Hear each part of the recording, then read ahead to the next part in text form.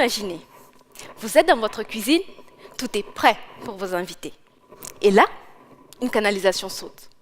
L'eau jaillit de partout et votre cuisine est inondée. Quel désastre! Imaginez maintenant que cette canalisation qui a rompu est une artère qui irrigue votre cerveau.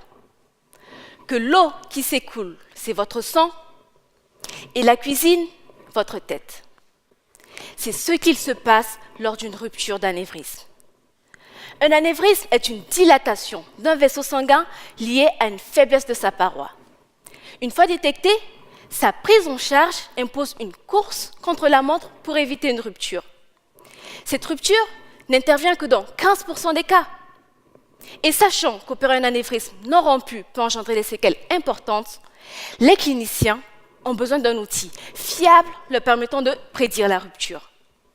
Il aurait été tellement plus simple de disposer d'une boule de cristal pour avoir une réponse instantanée. Mais me voilà y consacrer 4 années de ma vie. L'objectif de ma thèse est d'étudier les caractéristiques de la paroi des vaisseaux sanguins et les modifications conduisant à la rupture. Pour commencer, j'ai analysé des anévrismes obtenus après opération. J'ai pu observer une forte diminution de collagène dans la paroi des anévrismes rompus. En effet, le collagène, représenté ici en violet, est pour les tissus du corps ce que les tiges d'acier sont au béton armé. Mon observation laisse donc penser que moins on a de collagène dans la paroi, plus grand est le risque de rupture. Et c'est logique. Si les tiges de l'armature sont faibles, alors toute la structure devient fragile. Je me suis alors intéressée à la cause de cette diminution de collagène. Saviez-vous que les cellules de nos vaisseaux, qui sont en contact du sang, ici en bleu, ont aussi un sens du toucher?